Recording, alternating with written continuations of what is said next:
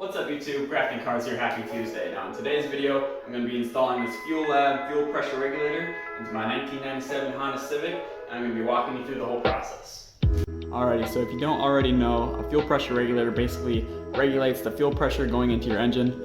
You can increase and decrease the fuel pressure using this adjustment screw and nut right here.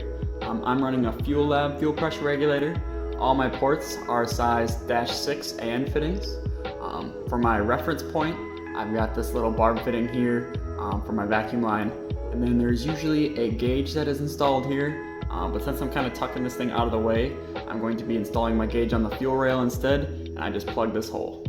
Alright, so if we take a look in the engine bay, I plan on mounting this regulator right back here using the holes on the subframe.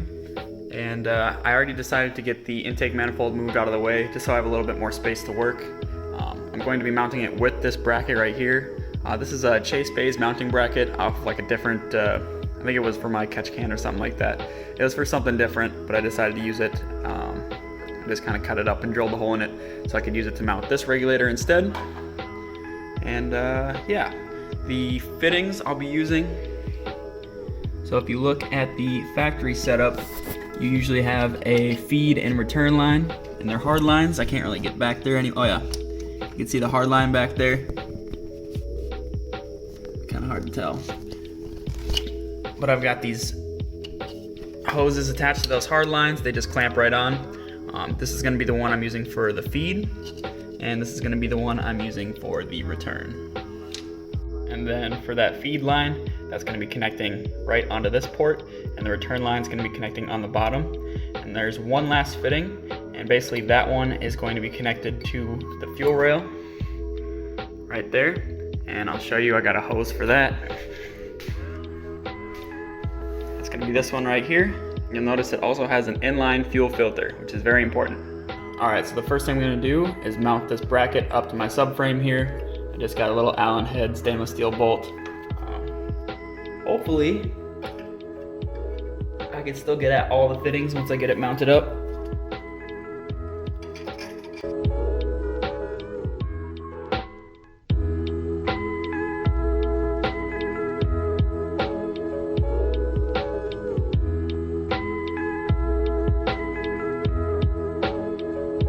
Alright, now that's all mounted up.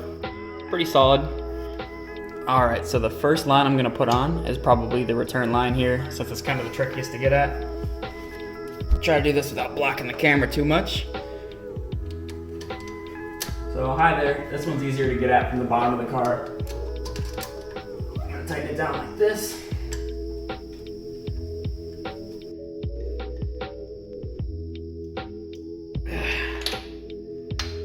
That one's nice and tight.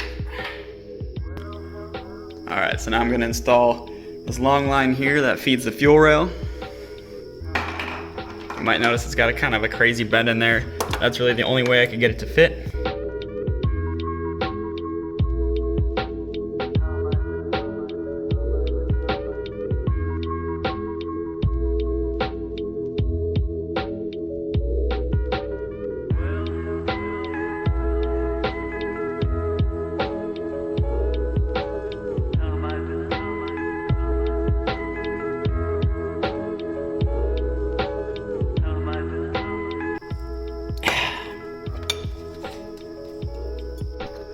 Alright, so now at this point we got the lower return line, we got the line that connects the regulator to the fuel rail, and the last one I have to connect is just the feed line, which happens to be the easiest one.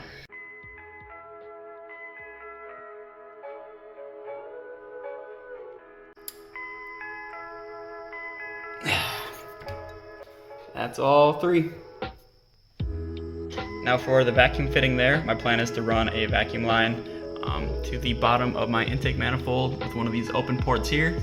I just got to pick up another 1/8 NPT by 1/8 barb fitting, which you don't really find a lot of because, you know, such a small little line.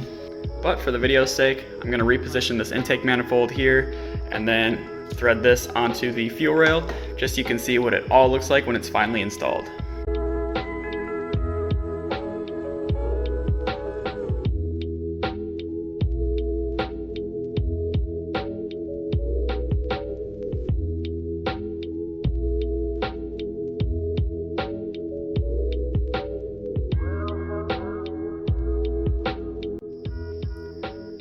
Alright, so as you can see, got the intake manifold thrown back on, and you can't even see the fuel pressure regulator from here. The only way you can see it is by getting way back by the firewall and looking straight down. And the best part here is I can still adjust the fuel pressure with this knob here, and I can still access this vacuum fitting right here, which is really important. But just overall, looking at it, you don't see it, really cleans up the engine bay. So once again, this is a Fuelab 3-port fuel pressure regulator, and all these lines are part of the Chase Bays fuel line tuck kit.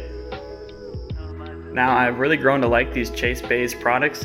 I've already used their power steering delete kit, their brake line tuck kit and brake bias proportional valve, their clutch line, and so now the fuel lines. And here's the fuel line hooking back up to the fuel rail here with the inline filter. Usually this stuff is all crowded all over the firewall, which is all right here, but now it's gone, keeping that look nice and clean.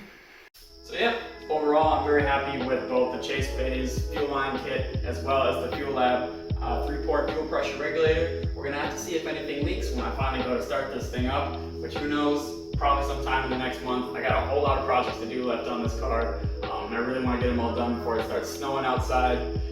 But anyway, thanks again for tuning in today's episode of Crafting Cars. We will see you on Friday.